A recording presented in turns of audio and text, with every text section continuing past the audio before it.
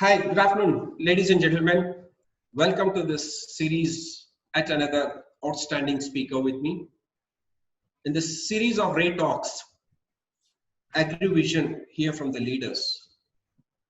We are sixth in the series, and we have an outstanding person whom I call the Weatherman of India. I grew up while studying two important revolutions happening in India. One is Green Revolution, which was propelled by Dr. Swaminathan. And then we heard beautiful stories, success stories from no milk to excess milk, Dr. Kurian, White Revolution. Then, when I finished my college and when the channel TV era came, and we got someone called Pranay Roy. And he introduced a word probably hardly any Indian knew called psephology. Now, I have a person, Jatin Singh, who has made weather on the similar terms to India. We had only IMD. We used to read, listen, or at the most, we had what you call some in research stations where you take temperatures and all what we call observatories, something like that. We had Jantar Mantar in the past, but Jatin has brought in something extraordinary to this country. It needs guts to start, even think about to have something like Skymet. It's not an easy job to do that. Jatin, you're welcome to this webinar. Thank you. I'm honored to have you.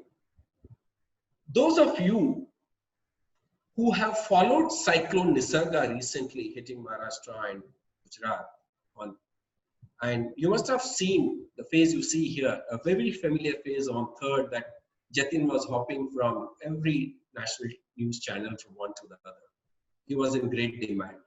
Incidentally, we had this webinar on third, but that's where my first question probably, Jatin, you would be having based on this, that on second, you let us know that Raj, tomorrow I won't be able to be on your webinar because Nisarga is falling in Mumbai or the West Coast at so and so particular time.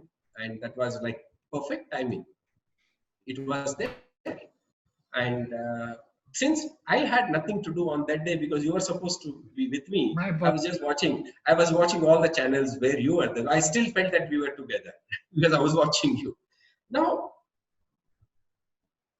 this man, the weatherman, my first question to you, before I introduce you, I will go back to the introduction a little later. How do you predict this perfect timing happening?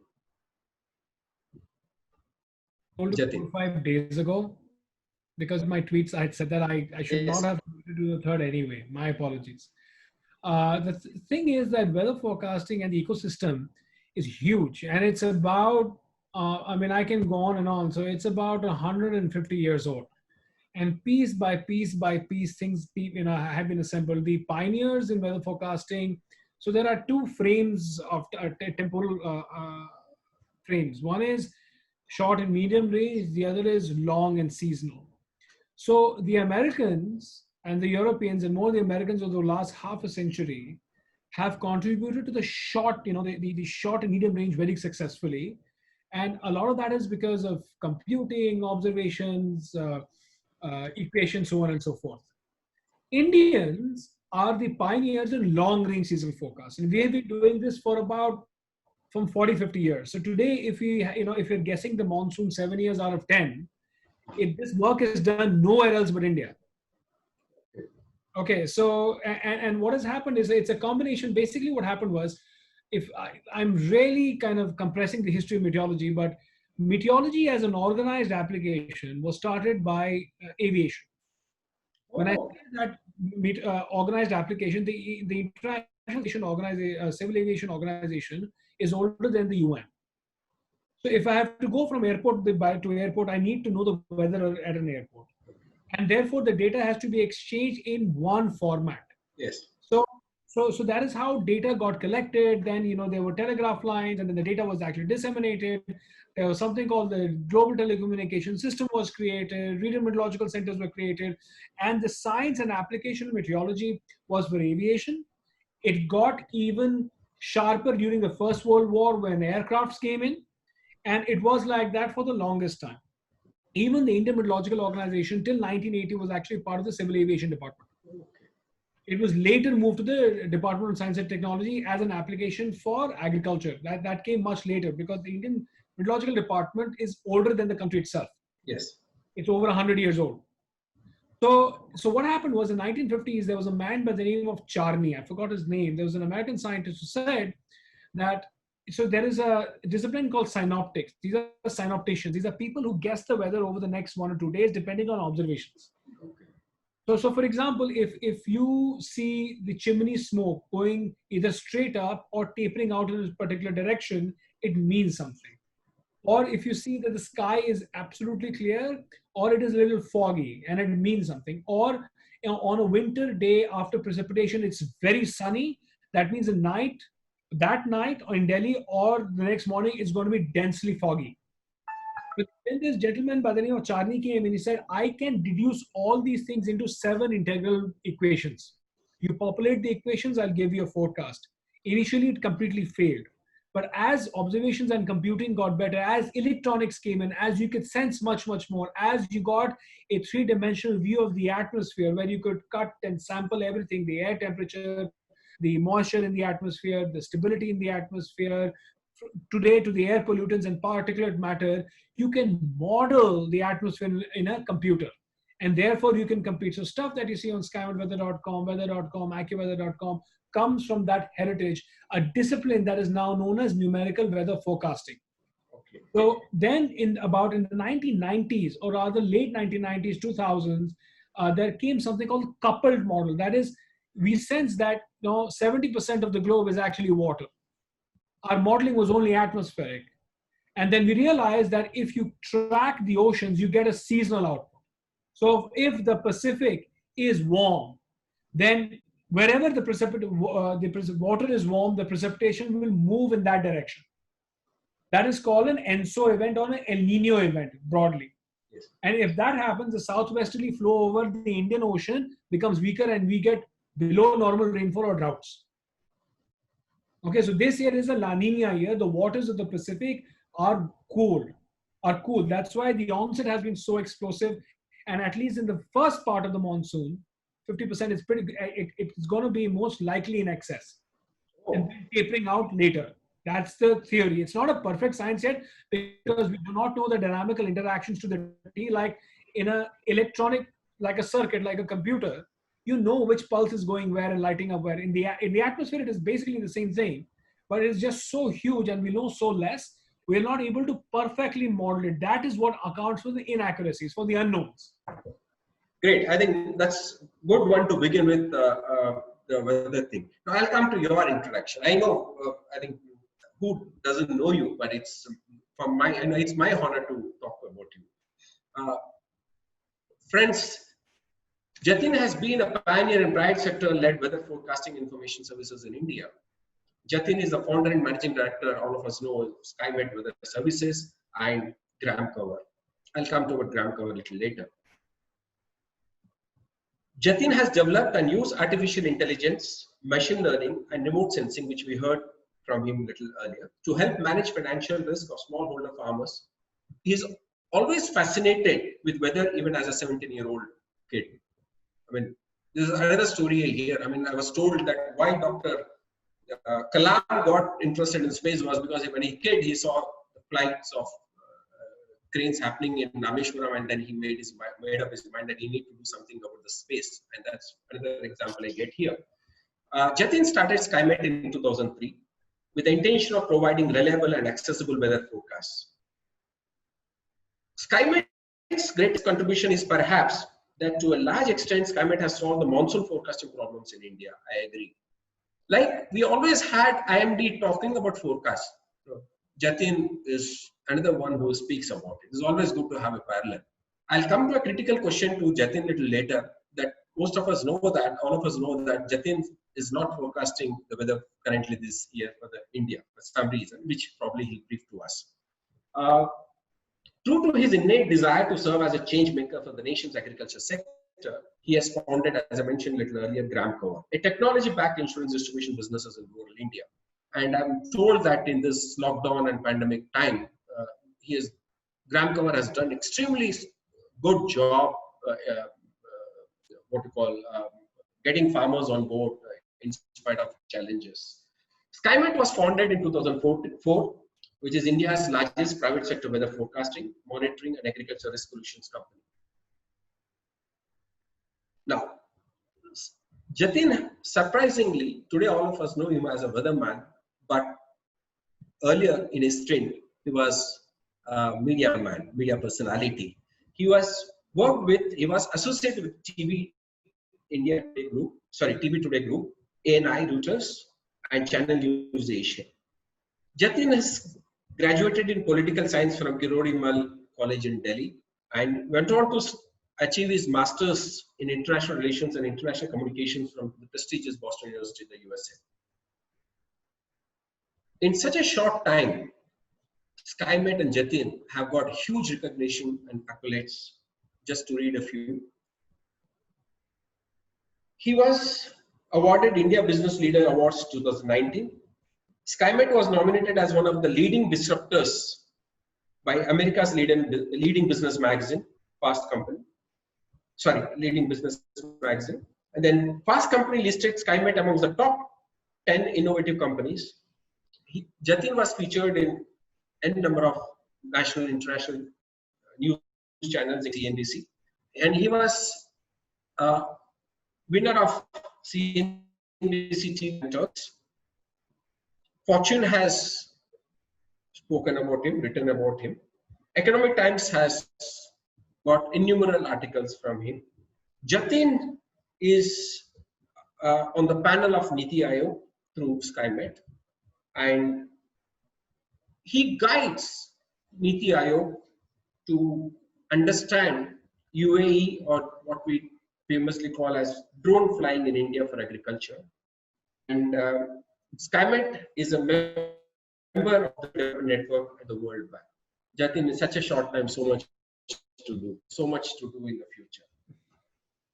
And when we speak about Jatin, I'll tell you why Ray Consulting has taken Jatin onto the board. As I said, we are talking to the leaders with a vision, who are not only successful in their domain, but they can guide in various aspects.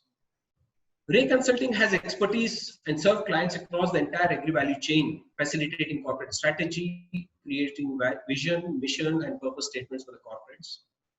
We say, if you're looking for change in the company, if you're looking for the investments, you may get in touch with us. We do market research, we do take regulatory affairs and product registrations, that is agri inputs. We have alliances with ISB, ICRISAT, which take us to a global stature. Now, Jatin, coming to the formal structured questions to you. You mentioned a little earlier about, which I asked you who specifically mentioned about this. You explained the short-term and long-term range. Now, what are the parameters which you mentioned as go to the forecast? Now, I'll start with it. This year, IMD has predicted normal to be monsoon in the country. And you mentioned that, this normal monsoon, the first half will have an excess. And probably the second half may not have the excess, but overall a period of time we may have a normal monsoon in terms of average. Yes. From farming a rural India point of view, what do you suggest, like how farmers should prepare for this kind of forecast? For me, when I say it is a normal monsoon, the biggest challenge I come across is how do I have a uniform spread? But from meteorology point of view, normal could be average rainfall. So how do we combine these two for the betterment of rural economy? Yes. You see, temporal distribution of rainfall is very difficult over the 4 months to figure out. I mean, take 2019 till July, it was a drought. It was in July, you're running at a minus 19%. That's massive. July is your biggest month. Yes. But September 30th, we finished at 110%. We hadn't had a monsoon as good since 1994. The Yes. second part was not seen. Okay. So, and we had gone for a below normal. Skymet forecast in 2019 was incorrect. It didn't turn out to be what we thought it would be. But we were, because, we still think that if you model it through either dynamics or statistics, the Indian monsoon is very, very ENSO sensitive. Okay. ENSO is relatively easy to model. Anyway, so it was, and the ENSO was warm till a month ago. The Pacific was warm till a month ago. So, that part we really got right. What we got wrong was the IOD, the Indian Ocean Dipole, that had the most historic warming. That is basically the waters around India became very warm in the later part. That, we had generally in our model discounted that because it doesn't seem to have, apart from 1997, okay? 2019 and 1997, the IOD played a pivotal role, which is uncharacteristic in the modeling. I'm oversimplifying it. Now, whenever you have an ENSO, okay, or when you get weakness, that means you'll either get weak rainfall spells, and there'll be some kind of, long dry spells in between two different, in a below normal monsoon. Yes.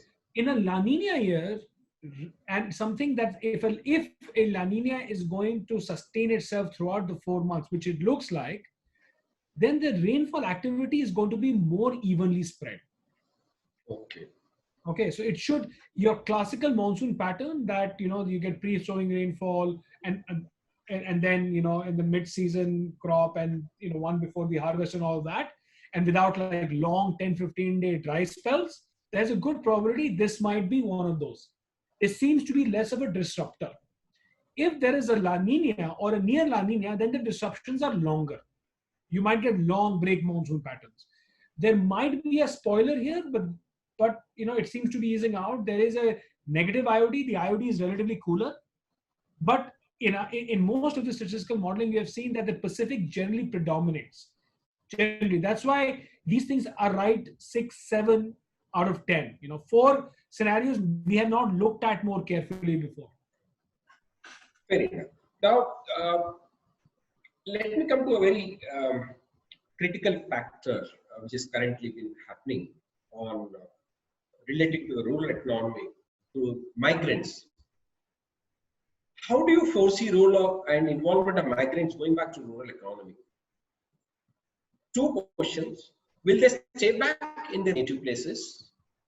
Or I read in the news today that they are being lured back by various states, construction or the manufacturing, to come back to their respective places to work.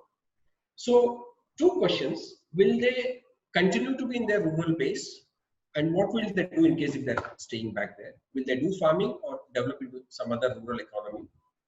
Or they will move for livelihood within their respective states or close areas? It's hard to say, but right now I don't think anybody's coming back. And so at least today, they've been attracted. I read one company has chartered 3 flights to bring the migrant laborers back. The English paper and the vernacular press are 2 different universes. Oh. No, I think it was Economic Times today. So yeah. So Times of India. Because the fact is that the economic, scene in urban India is also uncertain. Now, certainly I'm in Delhi. And Yes. if the cases are spiking, containment zones are there, then there'll be a lockdown. Do you think I want to be out of work and hungry again? So I think that people have sensed this. I think there's going to be labor surplus in MP, UP, Bihar, parts of Chhattisgarh. I think there's going to be tremendous, government is already pushing a lot of Manrega stuff there.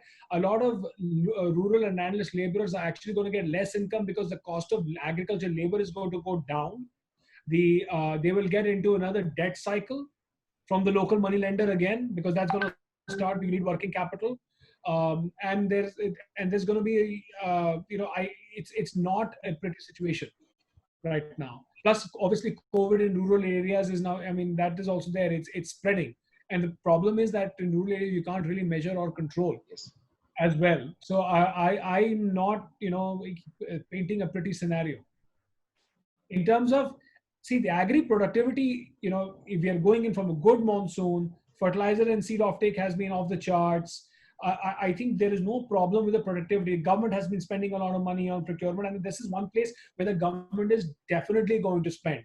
Okay, because the government has, put out a lot of food grains in the PDS they need to buy. We don't really know the status of the FCI warehouse. That's a big black box, and for strategic security of this country, that needs to be filled.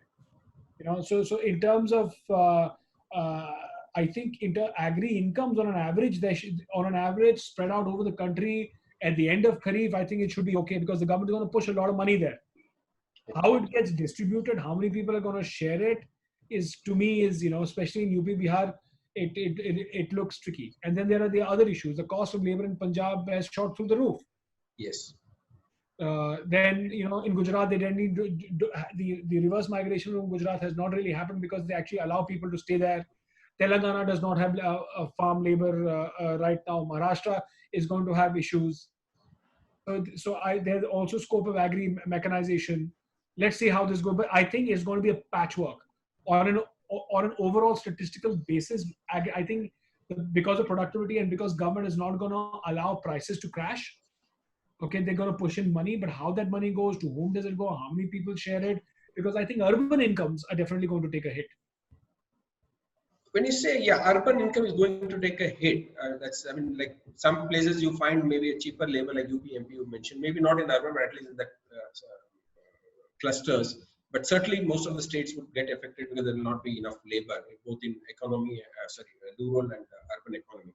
What I'm trying to understand is, when the migrant laborers move back to their villages, there are two things we know. Suppose if a farmer had 10 acres of land, and there were two brothers. One of the brother moved to urban area for a living, and the other farmer his brother continued to do the farming. And since he didn't have enough sources, he said कि मैं 2 आदमी का काम मैं नहीं कर सकता, मैं 10 एकड़ की जगह 5 एकड़ में कर लेता हूँ. Sometimes the lands were left fallow, uncultivated. My two questions are there. A, will this increase of agriculture or the farming will happen because one brother has gone back? A. B, suppose, India is known for small, this is very critical question for you, where we are known for small farm holdings. Some farmers may not have 5 acres even, they may have only 2 acres. That's the reason one of the brothers moved out. And when the second brother moved back to that farming, what will be the situation there? How will the family handle with the small farm holding and then 2 people living on it? And of course, you mentioned that there will be a lot of money lending and all would happen. I think, to err on the side of caution, we need to basically program for rural distress of the anthropogenic kind. So generally you get rural distress because of droughts. Yes. Okay, so I took money, I did, and I can't pay back and all of that.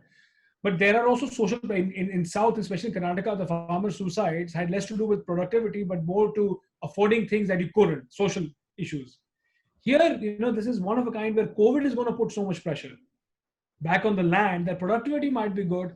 Maybe sustainability will be there. But in terms of adjusting yourself to a new economic status, there are psychological issues here. Yes. A lot of the people are going to be pushed back into poverty. Over the last 30 years, families sent children to school. For example, you have, say, somebody who is a maid and laundry and runs a shop or whatever, but back in Jharkhand is able to take their child out of Gumla and put them into a private school or a missionary school in Ranchi. Now there is nothing. So do you expect the child to go back from Ranchi to Gumla? Tough. It's a tough one. So for example, today in the papers, see, India is a land of a million tragedies. In 2019, 5 million people in this country were internally displaced because of natural disasters. Yes. Voices that nobody heard of. So that is my fear that, fine, maybe there will not be starvation. But that doesn't mean that the economy is contracting. Disposable incomes are going to come significantly down. People will not be able to spend on their children. in that case, a lot of, as it mentioned, Manrega is being enhanced. A lot of policies have been made. Government is putting in so much money in this. So when these policies work, Jatin, how will government policy help smallholders or these migrants? I think we are going to go back to the playbook. So there's been a lot of issues on APMC reform, and farmer can directly sell at the farm gate. Which by I do not want to come across as a curmudgeon who's saying that the APMC should be there and no, there should be no change. But right now, this country really, for its rural populace, needs to spend money and not expect just to keep people alive. So Manrega, and direct benefit transfers are like the only way I can think that at least for the next Kharif and the coming Rabi, and massive procurement on the part of the government, and the fact is the government has increased the MSPs of, Yes. of major crops. Almost all the crops, yes. Yes, they have to do this, and the whole country should bear the brunt, even if rupee needs to be depreciated, our fiscal deficits have to go up, or government fiscal deficit by cutting unsustainable seventh pay commission salaries, or why not increase income tax? I'm actually open to it on the middle class. It doesn't really hurt us. Why not? If we have to keep people alive, so because it is a bizarre. I don't think this country will be able to create surpluses in the next 1 to 2 years. No, that will be difficult. It will be difficult. I think forget about surplus. I think we need to meet both the ends meet. That's a challenge now. So coming to that, with such scenario, how about inflation? Inflation, I think we are in a deflationary zone for the last couple of years. So you've got to see productivity. I'm not an economist, but productivity is not going to go down. Availability is going to be there. Wages are actually deflating. Urban wages are deflating. White collar wages are deflating. Yes. Okay. So here it's a reverse problem. I mean, slight little bit of inflation would be a good problem to have. Incomes are shrinking right now. I don't see. I mean, until we are not in the middle of a large commodities boom. No, China is not growing. So I don't think we should look at inflation as a problem until we shoot ourselves in the foot with some stupid government policy that does that. I don't think the inflation is going to come.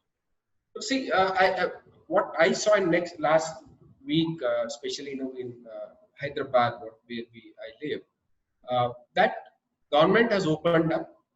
The city is open now, but I don't find all the shops are open, including the street vendors. But I find very little crowd in the shops. So the purchasing ability, I won't say ability, purchasing is still not picked up.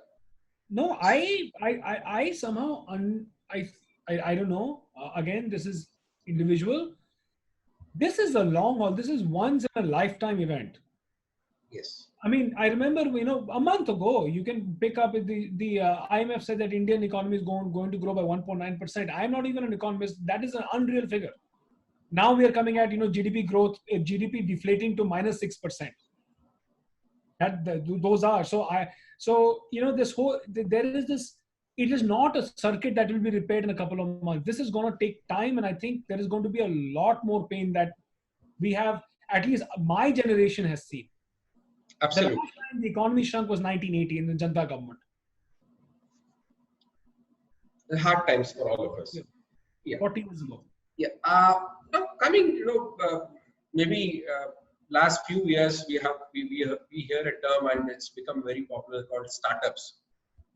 And you started this Skymet, probably the startup term was coined or maybe in a nascent stage, right? And that too in such a very difficult subject called weather.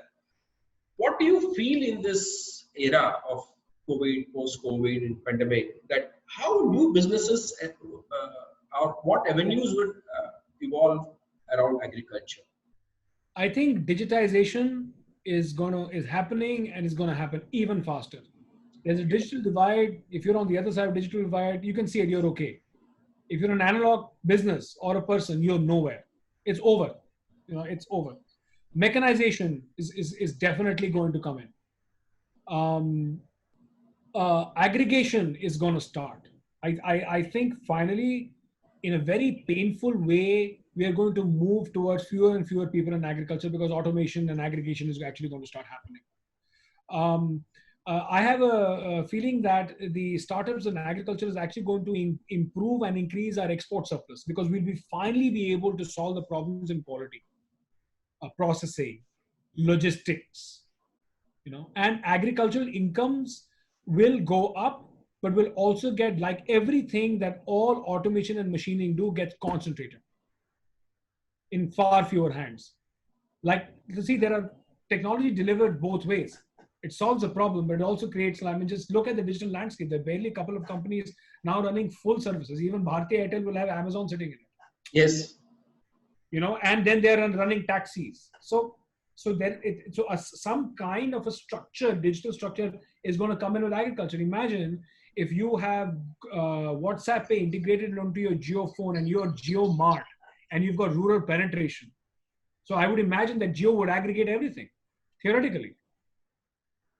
So all the so-called, small Artiya network and trader and vendor is gone, right?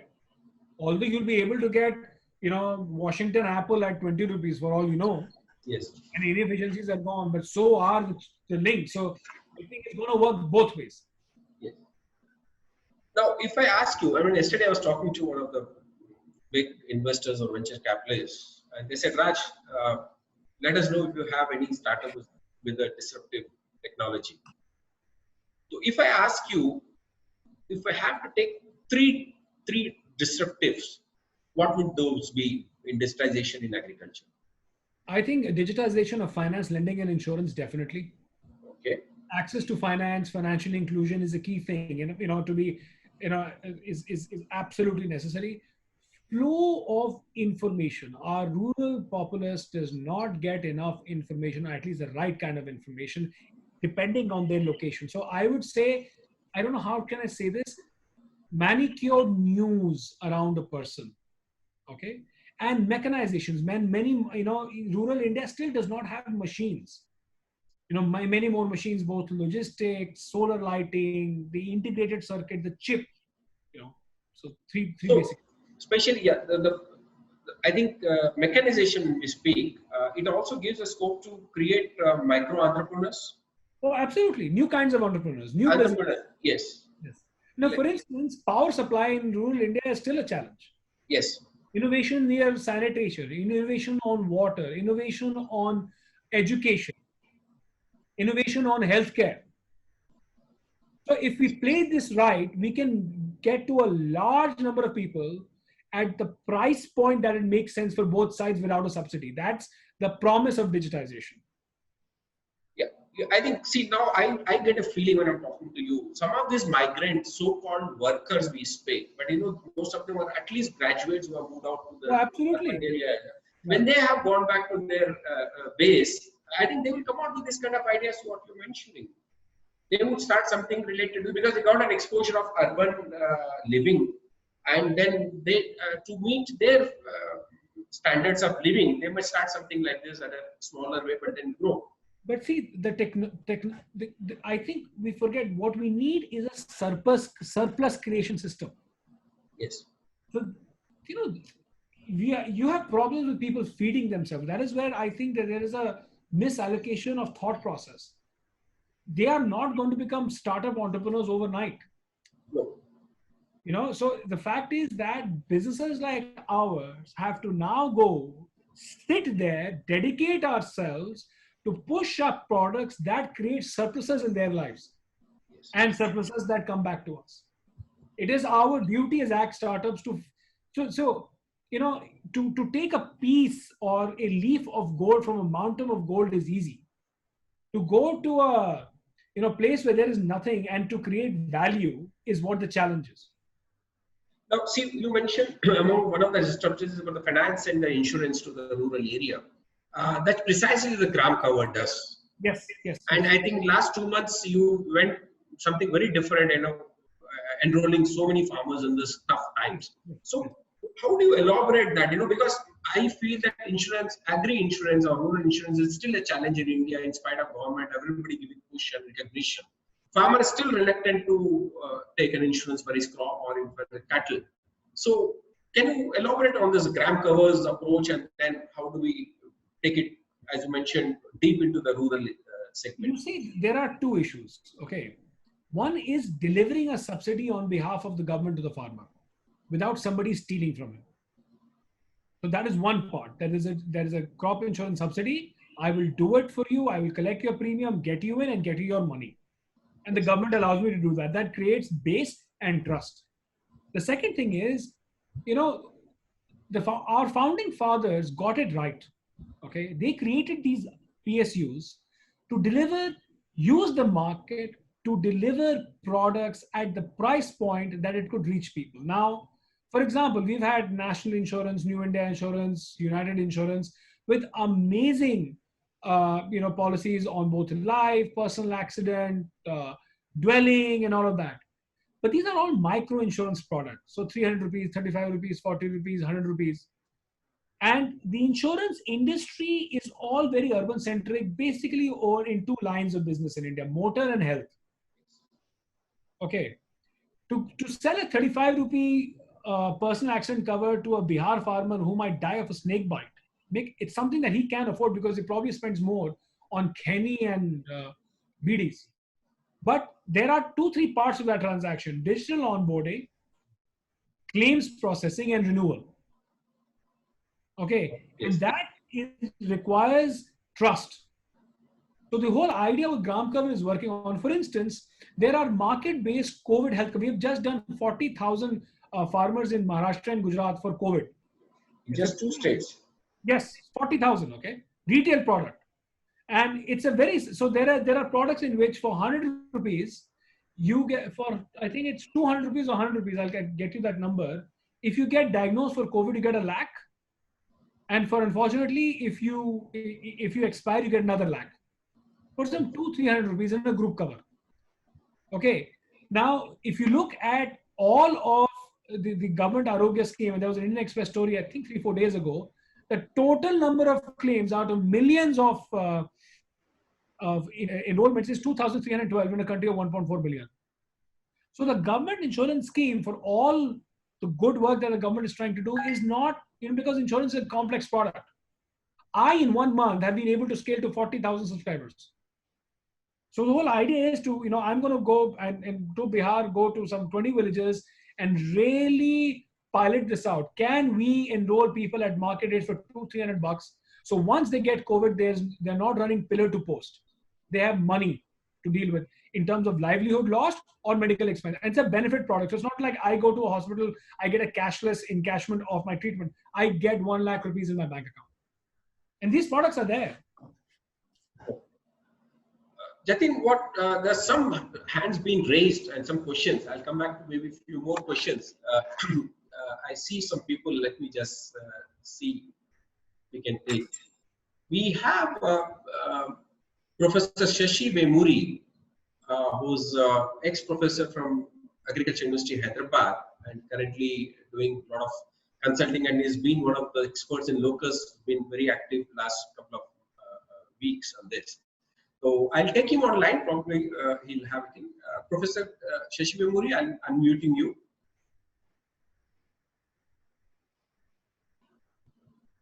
You can unmute yourself.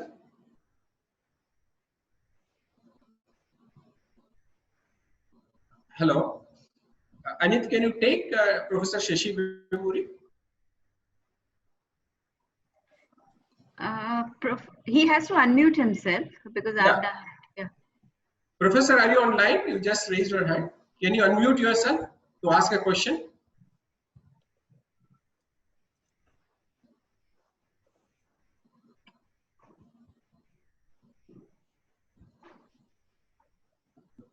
Okay, let me see. Belyappa, are you there?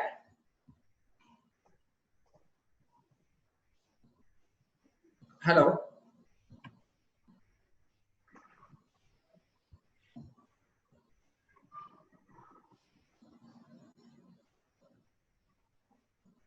We have Vembu Sankaran. Yeah, Vembu Sankaran. No, I think Professor Sashi has unmuted himself. I think he can ask his question. Yes, Shashi sir. Yeah, Raj and Jatin sir, very nice to hear the talk. I'm very glad that you spoke so many important issues, including the reverse migration, etc. Because we have been hearing for last 1 month or so that the rains will be there from June to for 15 days, and then there will be a big gap of 3 weeks or 4 weeks. What sort of situation is likely to occur in that scenario? Sir, Can you I don't think there's also going ask? to be a gap. I think what the and the IMD is it is there in the IMD forecast. See, what is happening is that in the beginning right now, the ENSO is pretty favorable. So if I saw the numbers that came in yesterday of the Pacific, they're all significantly, apart from one part, significantly below zero. Sorry, it's at minus 0.5 from 27 degrees Celsius. And that is why the onset, happened before time. You'll see there's another low pressure building, central south, and Mumbai will be raining probably again between 13th and 15th, going all the way to Gujarat, and there'll be another system. So in the first part, I think the monsoon will be on fire, and you'll see a lot of flooding and excess rainfall issues, so on and so forth. Later in the monsoon, what is happening is that the Indian Ocean dipole, the IOD, is actually cooling. Yeah, it's IOD. So when the IOD becomes weak, there's this expectation that it might kind of weaken the airflow, southwesterly flow over the Indian Ocean area, and therefore there is some skepticism about the second half. But I think throughout, it's pretty much clear that throughout the monsoon there's going to be a La Nina. So that is that is why if you look at, even if the IMD forecast is giving 97% of the LPA for August, and that is where that modeling in the model is showing that it might come to normal flow by August. Okay, thank you. Yeah. Yeah. I think Raj, in the questions I put some more thing. I think you can read because I just typed and then. Sure, I do. Yes. Jatin, we have a question from Tarachand Punia. He says, we have very good agromet technologies, tools at national level, and both at IMD and through you. But when it comes to application, he feels it's very poor. He says that how do we improve it by teaching at a university level itself, so that students can get into understanding of meteorology and then try and practice a little later when they get to the profession. So I think, there is a cultural issue. How do I put this? In engineering education in this country, and I'll tell you why. I'm not an engineer. Okay. Yes. So what happens is that I, as a professional, will never I'm not likely to take a professional job of teaching at a university. So my practical knowledge does not go into the university. The university academician is not going to spend, less likely to spend 10 years selling seeds in Monsanto or Bayer, working with farmers. Yes. It is happening, but either you study and you go to work, but very few people work for all their lives and then spend 10 years in a university just teaching and keep that flow of information. So therefore, our theoretical engineering and science does not get applied, or as well as it can be. And my applied experience does not flow back to the academics. We don't have that kind of pathway. That's what US specifically exceeds. So from agri-meteorology, how many people would have worked in agri-input companies and then gone back to teach insectology in Angaru, for instance? Very little. Correct. And until we kind of complete that loop, we will always have this thing of not knowing and how to do, and it works both ways. Yeah. I think 1 second. Now Vembu Sankaran is raised his hands. Yeah, Mr. Sankaran, you can go ahead. Introduce yourself and then please pose your question. I am Dr. Shankaran. I am basically a seed technology person. Was with the National Seeds Corporation for 42 years and then with Christian Seeds Jalna for about 8 years. Now I am more on I should say, information, curiosity for information. Okay. At this point of time, I mean, we are already saddled with the big burden of locust farm in Madhya Pradesh, Maharashtra, and maybe Rajasthan and all that. Now, the weather that we are forecasting now, will it have any kind of a, I should say, positive impact in terms of controlling the locust spread further? Any clue you can give on that for the benefit of farmers in those areas? Sir, Am I clear, sir? On the locust, I'm not an expert, but I know this. The reason why you saw that locust infestation coming down all the way to Maharashtra, because warm, hot, northwesterly flows of wind was able to, so the locust has been in India since winter. I mean, I've been tracking it. So you had limited infestations in, say, Gujarat and Rajasthan. And they, in the village, they could figure it. Now, what happened was that you had this massive wind flow and and you had this pre-monsoon rainfall also. Correct. Allowed them, first you had pre-monsoon rainfall, because the summer has not been that intense, and you had the wind bringing them all the way down to Maharashtra, Amravati and all. True. There was this expectation that rather than going south, is going to go east, and then once the monsoon, wind flow changes, it will die down a bit. Now, what I don't know is that, and this is something I need to figure out, that because locusts multiply in moisture, so what happens? So once the pre-monsoon or the monsoon moisture starts, I would imagine it's a combination of wind and moisture. For instance, you could see a revival of, so North India again is going to get pretty warm from tomorrow, while South and Central India will keep on getting rainfall. True. So I would, and I could be wrong about this. You could see a locust limited up until July, because the onset of date of monsoon in Chandigarh is first, in Delhi is 27 June, and Chandigarh is 1st July, and Rajasthan is about 15 July, because you'll have a combination of hot weather and and lack of and some ambient moisture. But after July, I would imagine it would die down because the winds are not supporting. Okay, it's interesting. It's a big challenge. Yeah, sure. Thank you so much for the clarification. Strong winds to travel. Yeah, that's what I was thinking. Because of the strong winds, I think at least the locust would have been blown off. But I think it has not happened that much. Thank you so much. We'll take one more question. Beliappa, you had a question. You can put it to Jatin. 1 second.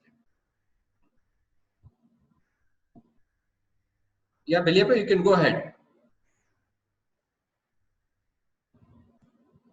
Beliappa?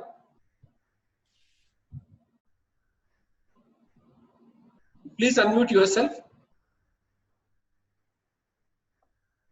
Hello. He just texted me a message in the chat. Okay. Gopal, you can speak. Yes, Gopal, you can go ahead. Please unmute yourself. Gopal ji, वहां पे left side corner में नीचे एक mic है, उसको unmute कीजिए, left side नीचे. They're raising hands, but probably. Hello. Okay, Ramesh.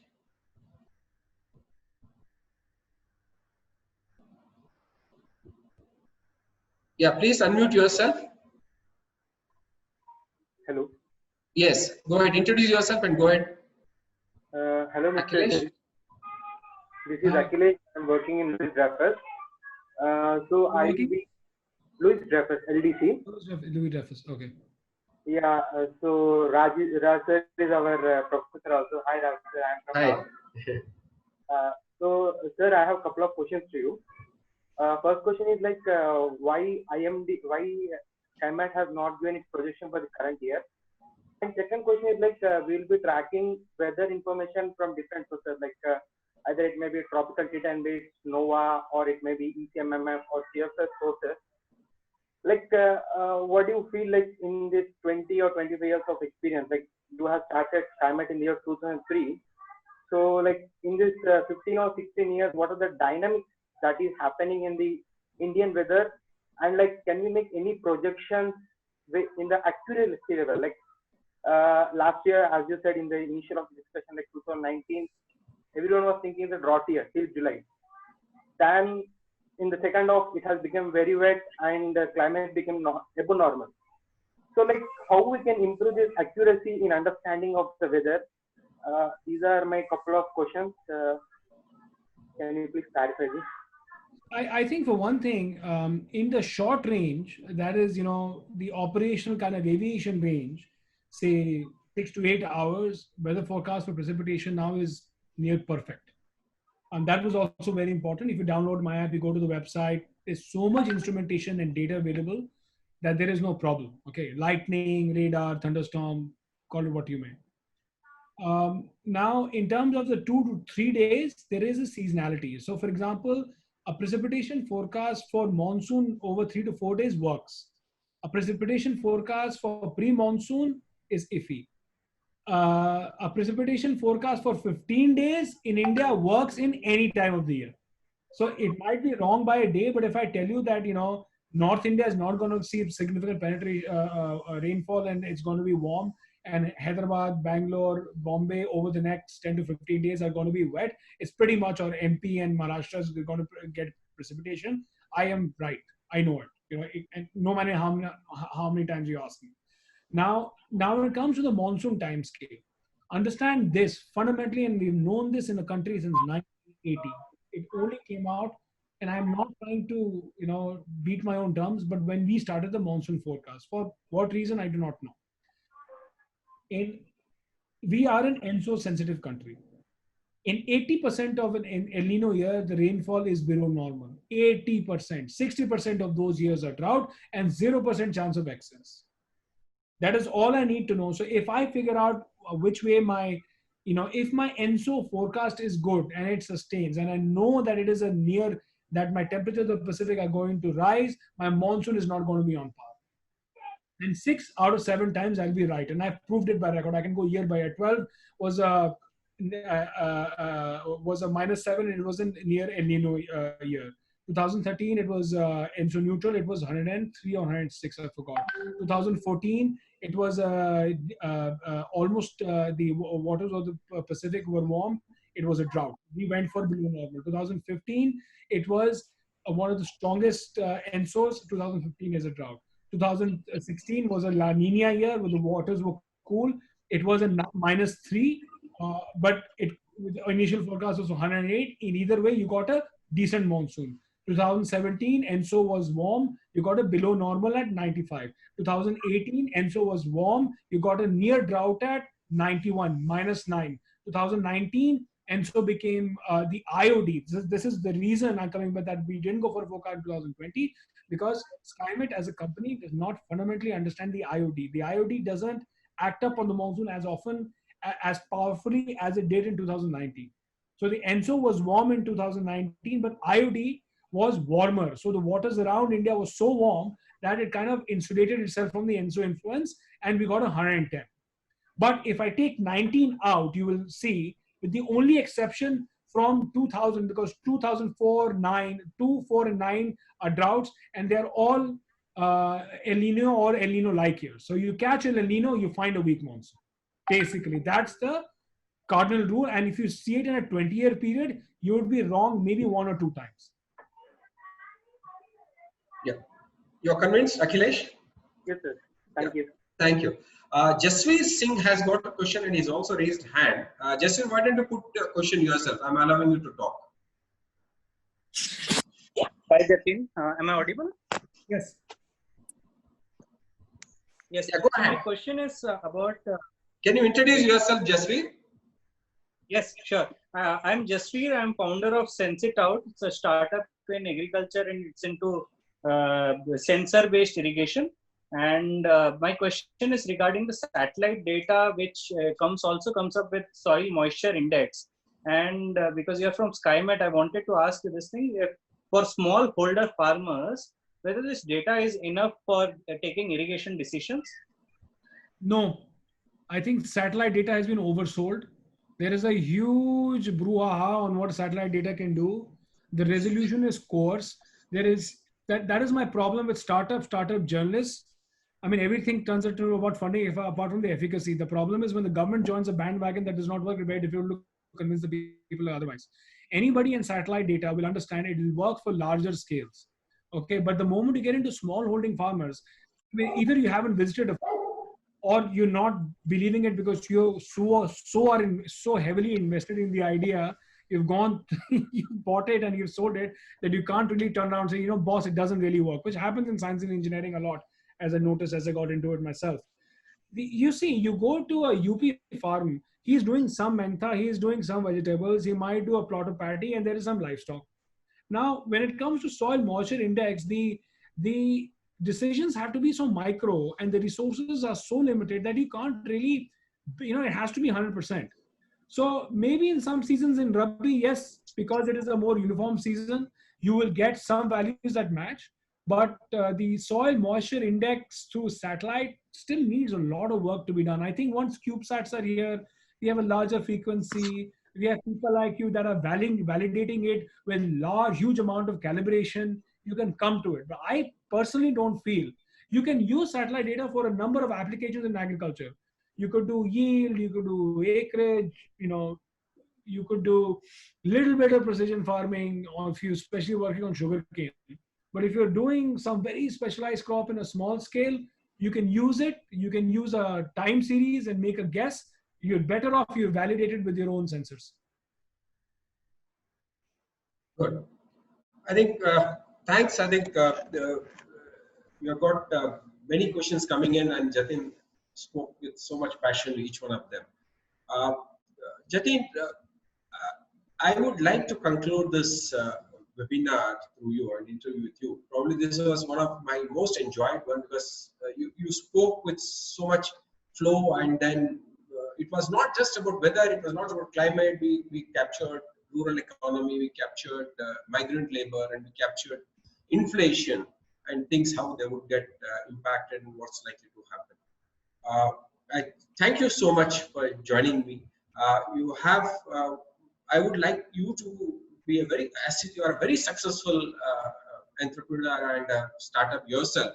And I am keen that the top three disruptors you spoke about, I would request all these young startups who come, please focus on this, what Jatin mentioned. Surely we're going to make the difference. Just to add, I mean, to remind, this is on finance and insurance. Second one is on the mechanization. And the third thing he mentioned was on what we call as this micro entrepreneurs, what I call, you know, they would start working on a thing, how to reach to that thing. So each one of us, let's try and focus on that. Thank you so much, Jatin. Thanks for joining. Thanks for spending time. And I know you're still busy with a lot of climate and weather things happening. And my awesome attendees, you've always been encouraging me by joining. In spite of this change in date, you made it. You took out time to attend this. In this series of Rain Talks and in this AgriVision, we have back-to-back. In fact, we have one webinar slated right tomorrow, which was earlier planned, and we felt that we should go ahead because the webinar is on a very tricky subject, I call. But this is about most of you in case who have logged in from AgChem industry.